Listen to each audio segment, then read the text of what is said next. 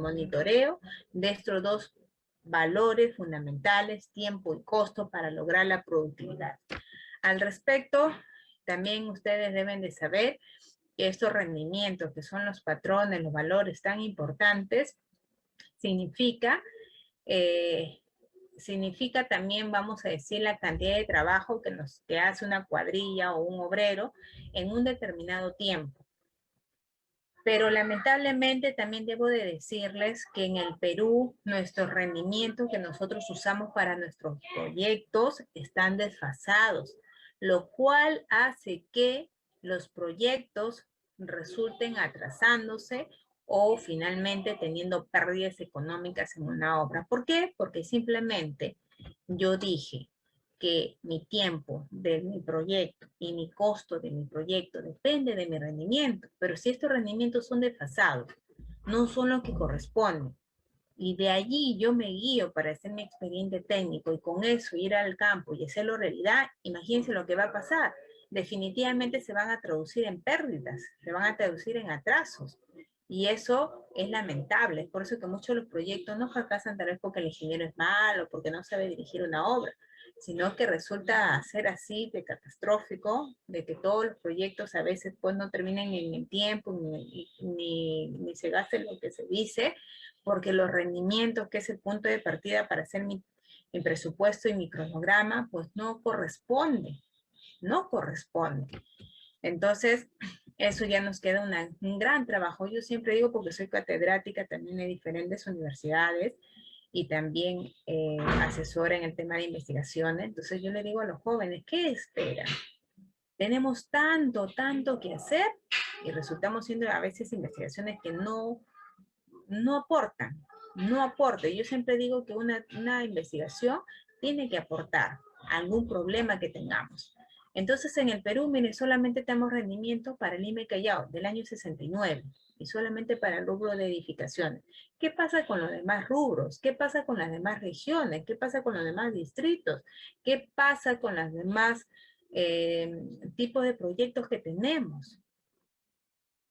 ¿No? Entonces no pueden ser así las cosas, no pueden pasar los años y seguir con el rendimiento de pasados, que lamentablemente al ser los únicos formalizados por CAPECO, se tienen que usar, salvo aquellos proyectos que están, vamos a decir, oficializados por su misma municipalidad, como me tocó trabajar en Pucallpa, por ejemplo, y ahí pues ni hablar, el proyectista me dijo, ¿sabe qué, ingeniero? Yo no voy a trabajar con los rendimientos de CAPECO, que son de Lima y son para unas condiciones normales. Estamos en Pucallpa, ingeniera, que la gente no te va a rendir 4 metros cúbicos por día en una jornada de 8 horas, jamás, ¿no? Porque aquí nuestro suelo es diferente, nuestra gente es diferente, nuestro clima es diferente y eso hace que varíe efectivamente. Y ellos oficializaron en esa municipalidad rendimientos y eso se usaba para sus expedientes, lo cual es válido, ¿no? Entonces, pero en muchos otros lugares no. Vamos a decir así por el desdén, cogen solo lo que ya lo dice CAPECO o de otros expedientes que ni siquiera evalúan si está bien o mal y ya, lo hacen. Ya está tu expediente técnico y pagan. ¿Quién paga los platos rotos? ¿Quién va a ejecutar? Porque va al campo y ni siquiera guarda relación. O sea, no puede el trabajador llegar a esos valores. Entonces eso urge, ¿ya? Y les digo a los maestros de obra, hay que evaluar rendimientos. Hay que evaluar rendimientos, porque si no evaluamos rendimientos, se nos va a ir rápidamente nuestra plata y se va a ir rápidamente nuestro tiempo y al final no nos va a alcanzar ni el tiempo ni la plata. Y eso tenemos que hacerlo importante en nuestro quehacer diario, porque de lo contrario vamos a tener esa deficiencia, ¿no? Y ojalá se puedan dar estas investigaciones donde se plasmen más rendimientos para poder tener también más datos reales que nos permitan hacer proyectos más reales, ¿no? Eso de todas maneras. Lo único que tenemos es lo que ustedes están observando. Tenemos rendimientos mínimos oficiales de la mano de obra en la industria de la construcción civil en el ramo de la construcción de la edificación para las provincias de Lima y Callao en jornada de 8 horas, establecidos por resolución ministerial número 175 del 9 de abril del año 68. Imagínense, y aquí todavía está el famoso capataz, el cual ahora ya no se está utilizando. Entonces esto es importante que ustedes también tengan en cuenta. Las cuadrillas oficializadas para lo que es el rubro de la construcción es operario, oficial y peón y los operadores de tipo liviano, pesado, bueno, o operadores de otro rubro. Pero el capataz ya no existe. El capataz ya no existe. Tenemos al maestro de obra y el maestro de obra no va en la, vamos a decir, estructura de un costo directo donde se dice que las personas que participan son los que hacen el trabajo pues directamente. El maestro de obra es un trabajo de dirección, como lo acabo de mencionar, y ellos van en gastos generales, costos indirectos. ¿Quiénes van en los costos directos? Van las 3 categorías de construcción civil, declarado por la misma construcción civil, operario, oficial y peón y los operadores que se tengan. ¿Ya? Entonces, estos rendimientos son los que se utilizan en la actualidad, pero muchos de ellos están, como le digo, de pasado. Otros cogen expedientes pasados, pero también ni siquiera sabemos si eso será para la realidad de ese lugar o no será, ¿no? Muy poco de eso se toma en cuenta. Otra de las cosas que vamos a decir en el tema de evaluar rendimientos es el tema que se evalúe pues los tiempos, ¿no? ¿Cómo evaluamos los tiempos? ¿Cómo evaluamos de que realmente estamos bien o estamos mal? Porque es otra de las cosas que los maestros también tienen que hacer, ¿no? No solamente ir y pasar el día y que se ejecute nada más. Tenemos que también apoyar en este proceso que mis proyectos sean productivos y que se hagan en el tiempo y que se gaste el presupuesto plasmado. Entonces, cuando nosotros decimos evaluar rendimiento, ¿qué es lo que tenemos que evaluar? Tenemos que evaluar el tiempo y tenemos que evaluar el metrado, ¿no? O metrado y el tiempo igual.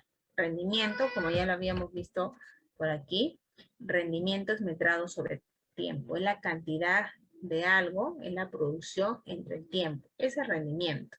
Entonces, cuando yo digo rendimiento, ¿ya? Tengo que tener en cuenta el metrado que se realizó entre el tiempo que se está utilizando en esa partida que se está ejecutando. De esa manera evalúo rendimiento, ¿no?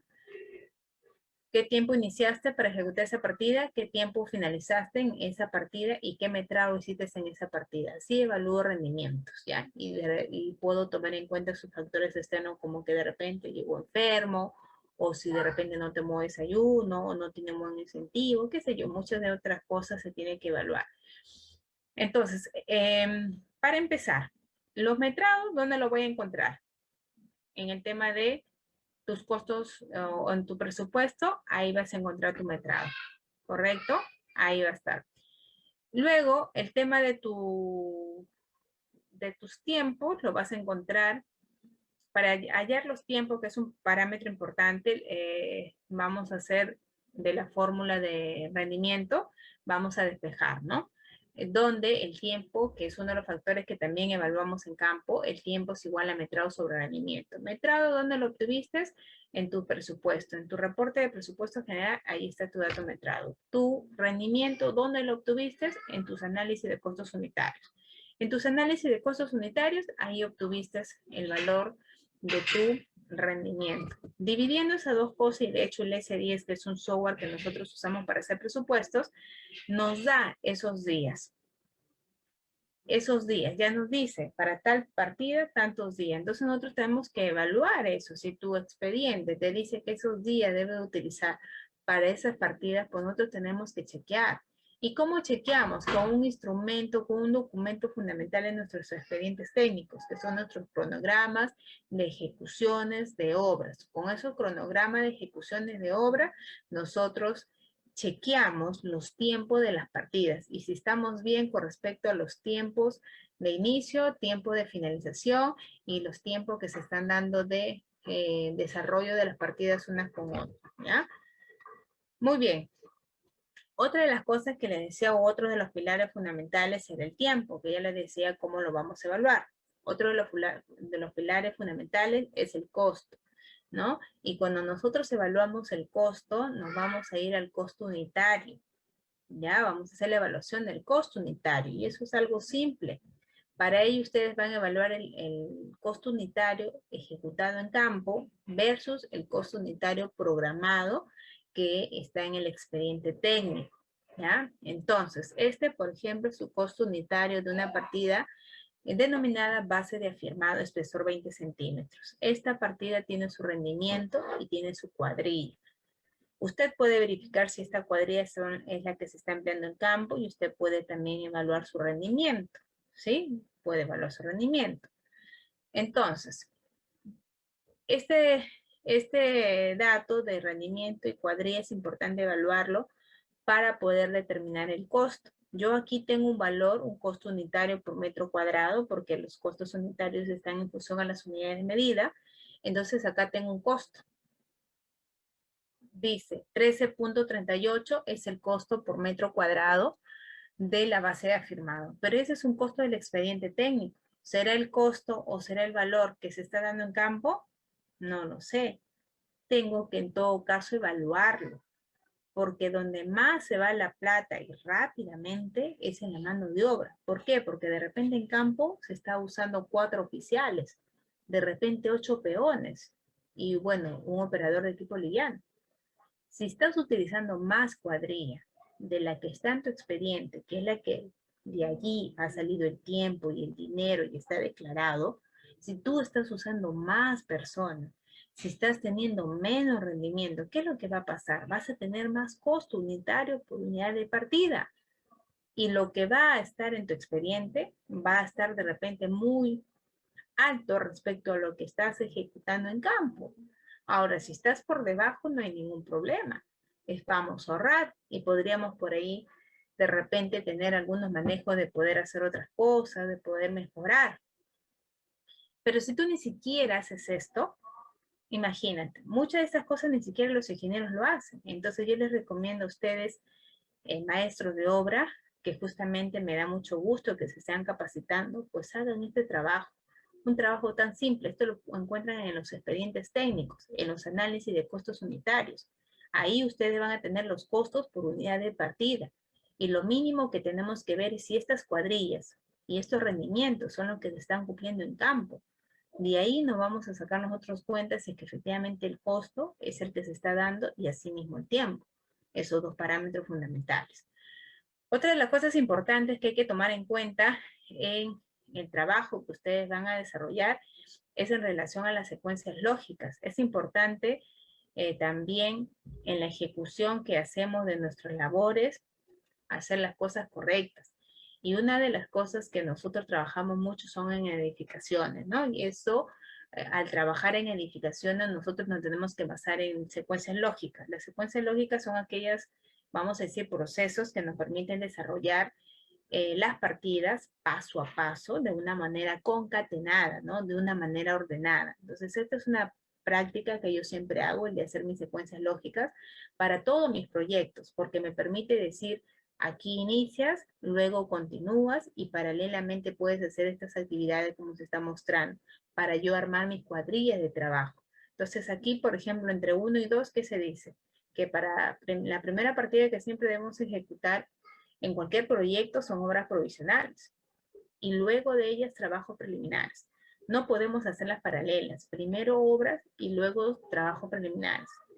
Y luego ya comenzamos a hacer 3 actividades. La nivelación trasero planteo, paralelamente habilitación de acero y paralelamente habilitación de material sanitario.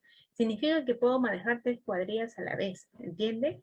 Entonces eso te da la idea de cuántas cuadrillas de trabajo necesitas también y qué actividades puedes ir programando, que eso es importante, porque muchas de las cosas también es cuando la gente está parada. Llegan a obra inspectores o llegan los alcaldes o llegan algunas autoridades y te ven a medio personal parado, sin saber qué hacer. Y cuando se le pregunta por qué está así, pero no me han dicho qué voy a hacer. Falta también manejo de dirección de la gente, porque no nos organizamos, ¿no? Y ahí se va pues la plata, ¿no? Al final los trabajadores están ahí, ganan su día, pero quien se perjudica es la obra, porque tengo que cumplir un rendimiento, tengo una cuadrilla, tengo una meta, y eso se ve perjudicada cuando hay muchas horas muertas, ¿ya? Bueno, esto es parte de la secuencia lógica que se queda en el material de una vivienda. Otra de las cosas, por ejemplo, en edificaciones que yo les recomiendo mucho a los maestros que que tengan en cuenta son los niveles. Porque si bien es cierto, ustedes tienen mucha experiencia, mucha parte empírica, pero no está de más que formalicen esa parte empírica con esta información. Cuando nosotros manejamos nivelaciones en una edificación, es importante conocer qué niveles tiene una edificación para que no tengamos ningún problema constructivo, sobre todo para no tener escaleras altas, bajas, para no tener alturas libres más cortas, ¿no? Sobre todo para eso, ¿no? Entonces una edificación pues tiene básicamente esos niveles que ustedes están observando. Tenemos el nivel más alto, que es el nivel techo terminado, o nivel entre techo, que es el nivel cuando se coloca un acabado a la losa, el nivel techo sin terminar es la losa pues vaciada, entre ambos hay 5 centímetros, vemos el nivel más 1 metro, que es aquel nivel global que se hace con una línea roja, ¿no? Que es una línea roja en la parte perimetral interior de la vivienda, y que ese nivel más 1 metro se traza a partir del nivel piso terminado interior de la edificación. A partir del nivel piso terminado interior de la edificación, elevamos 1 metro y ahí está el nivel más 1 metro. Luego tenemos el nivel falso piso, que también entre el piso y el falso debe de haber 5 centímetros reglamentarios. Tenemos el nivel de relleno, que es el nivel fluctuante, puede ser que aparezca o no, va a depender de los niveles. Tenemos el nivel 00, que es un nivel importantísimo. Del nivel 00 decimos cotas positivas hacia arriba y cotas negativas hacia abajo. Ese nivel 00 lo ubicamos en la vereda, en la etapa de registro de agua o en la etapa de registro de desagüe. Luego tenemos el nivel terreno natural, que es el nivel tal cual ustedes se encuentran en la obra, sin modificarlo, sin hacer nada. Y luego, en función a los niveles también, nosotros tenemos el nivel de corte, ¿no? Un nivel de corte que eso va a depender de los niveles, de las cotas que tengamos. Y finalmente, donde se va a alojar la cimentación, que es el nivel fondo de cimentación.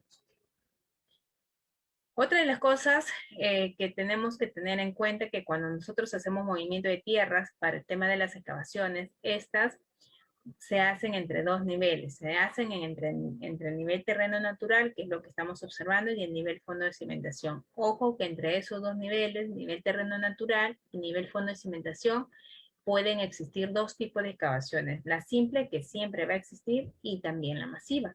¿Ya? Pueden existir los dos tipos de excavación. Y aquí lo podemos ver más claramente. Las alturas de excavaciones se hacen entre dos niveles. Nivel terreno natural, punto 1, punto 2, nivel fondo de cimentación. Entre esos dos puntos se hace la altura de excavación o la excavación.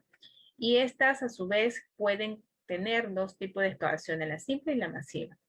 Si existiera la simple nada más, pues fuera todo, ¿no? Desde el terreno natural hasta el nivel fondo de cimentación. Si existieran las dos, pues hay una división, ¿no? Habrá una primera excavación que se llama masiva, que esa se va a dar entre el nivel terreno natural y el nivel de corte. Entre esas dos tenemos la altura de corte. Esta altura de corte multiplicada por el área de todo el terreno me va a dar mi excavación masiva. Y desde este nivel de corte hasta este nivel fondo de cimentación, se va a determinar la altura simple. Esta altura simple multiplicado por el ancho y el largo del elemento, pues me va a dar la excavación simple, ¿no? Este es un gráfico importante también para que ustedes lo tengan en cuenta. Otra de las cosas, como ustedes también leen mucho los planos y también con eso definen muchas de las actividades y arman sus cuadrillas, ¿no? Y todo lo demás, es importante conocer cuando leen los planos con fines de hacer la parte constructiva, es qué niveles debe tener un corte. ¿Saben por qué? Porque la excavación es lo fundamental. Movimiento de tierras es la partida más incidente. Yo me equivoco en un nivel, ya malogro todo el trabajo. Y yo he visto muchos planos, porque he sido revisora también, evaluadora de proyectos, he sido gerente de obras también, subgerente de obras, y he visto muchos proyectos en realidad que yo no sé cómo finalmente van a ejecutar. Con ese tipo de expediente no sé cómo ejecuta el maestro, cómo ejecuta el ingeniero. Cortes donde no hay niveles. Entonces yo digo, si un corte de una edificación, por ejemplo, no tiene niveles, ¿cómo entonces está haciendo sus alturas de excavación? ¿Cómo las está determinando? Al ojo. O sea, no sé, no capto la idea. Claro, a veces el maestro dice, no, mira, por mi experiencia es eso, lo otro, pero de repente no es lo que quiere dar a entender el expediente, de repente no es lo que tomamos en cuenta para el metrado y en consecuencia para el presupuesto y la programación. Tengamos mucho cuidado. Entonces, cuando nosotros miramos un corte de una cimentación, hay 5 niveles fundamentales que ustedes nunca se deben de dejar pasarlos, nunca. Siempre deben de observar que ese corte tenga esos 4 niveles. Nivel terreno natural, nivel falso piso, nivel 00 y nivel fondo de cimentación. Primero es un nivel fondo de cimentación. En este caso también es un metro 20. Luego es el nivel terreno natural, que en este caso está a más 30 y que está coincidiendo con el nivel piso terminado. Luego, como sabemos que entre el piso y el falso es 5 centímetros, entonces luego está mi nivel falso piso, a 25.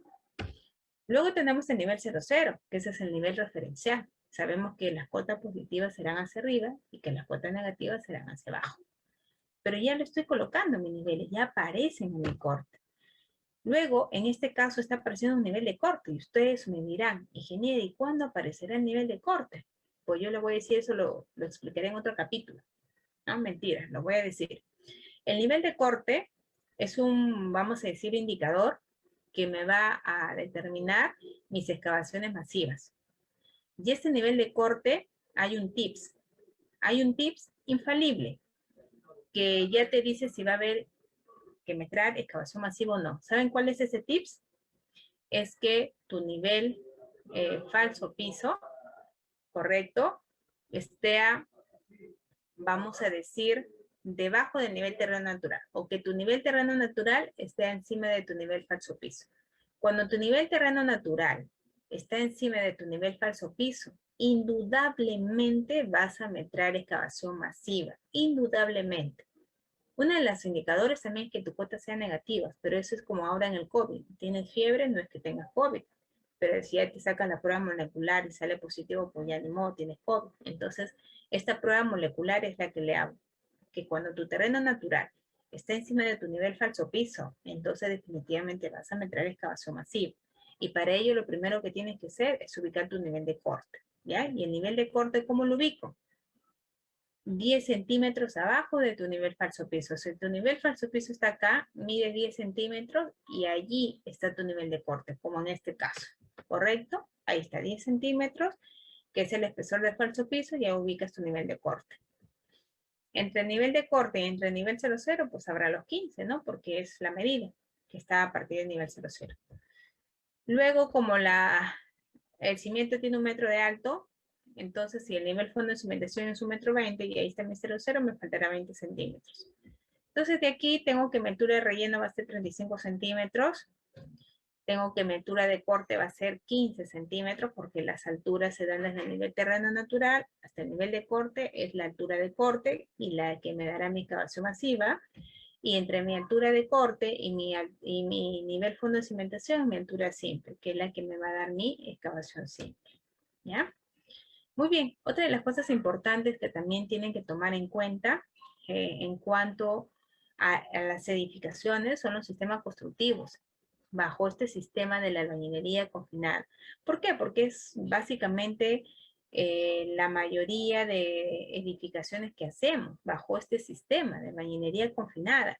Y en este punto hay mucho error, hay muchísimo error. Yo he visto siempre, casi en todas las viviendas que he ido a supervisar, que he ido a verificar, que no hacen, por ejemplo, el sistema de endentado entre columna y muros. No lo hacen. No lo hacen. Y eso es un conocimiento de la norma. Y es por eso que le digo, los maestros tienen que siempre también estar a la vanguardia, tienen que estar ahí mirando también su norma, aprendiendo del maestro. Algunos son muy soberbios, piensan que lo saben todo, como llevan, como me dijo un ingeniero, yo he hecho 20 casas y nunca nada se me ha caído y usted acá viene a decirme que esto, que lo otro. O sea, nunca hay que ser tanero, siempre hay algo que aprender. ¿Ya? Y en ese sentido todos estamos aprendiendo todos los días, ¿ya? Entonces, en este sistema constructivo del tipo albañilería confinada, que son la mayoría de viviendas, por ejemplo, tenemos que tener en cuenta mucho el tema del confinamiento. Bastante tiene que ver el confinamiento. Muchas de las fallas incluso que presentan a temprana edad las viviendas es por un mal confinamiento, porque ni siquiera se confinó. Esto se llama confinamiento muro-columna y nos lo dice la norma 070 del Reglamento Nacional de Edificaciones, en su capítulo 4, nos dice que debe de haber una conexión entre la columna y el muro, o sea, la albañilería. Y esta puede ser de dos tipos, o bien lo haces dentada o bien lo haces a ras. No lo haces los dos, haces uno solo, ¿correcto? Bien lo haces dentado, como es lo que se está observando, es decir, primero levantas el muro y luego confinas con las columnas de confinamiento. Para eso dejarás un ladrillo saliente 5 centímetros como máximo, un ladrillo no, un ladrillo 5 ladrillos 5 centímetros como máximo, otro no, así tipo una escalerita como en la que se está observando, para que luego ingrese allí el concreto de las columnas. Esto se llama dentado. Pero si no quieres hacer la tipo de conexión dentado, harás el tipo de conexión a ras. Y el tipo de conexión a ras significa lo siguiente. Significa que vas a usar chicotes o mechas para igual conectar y para transmitir la rigidez de las columnas hacia el muro, que es el objetivo finalmente que se quiere de estas columnas de confinamiento, ¿ya? Y entonces acá, si es al medio, se colocan varillas, cada tres hileras se colocan varillas de 4.7 milímetros, ¿ya? Cada tres hileras, y estas van a ir 50 centímetros fuera de la columna, ¿no? Y el ancho, bueno, de la columna. Si es esquina, 50 centímetros que penetran al muro, luego 12 centímetros y medio, ¿no? Que está, bueno, por aquí, 12 centímetros y medio al interior de la columna, así como está aquí, 40 centímetros en el muro, 12 centímetros y medio al interior de la columna y 10 centímetros de doblez a 90 grados cada tres hileras también, ¿no? Otra de las cosas importantes que hay que tomar en cuenta es en relación a las jornadas de trabajo de levantamiento de muros. Esto no se hace en una sola jornada, esto se hace en dos jornadas. Aprovechamos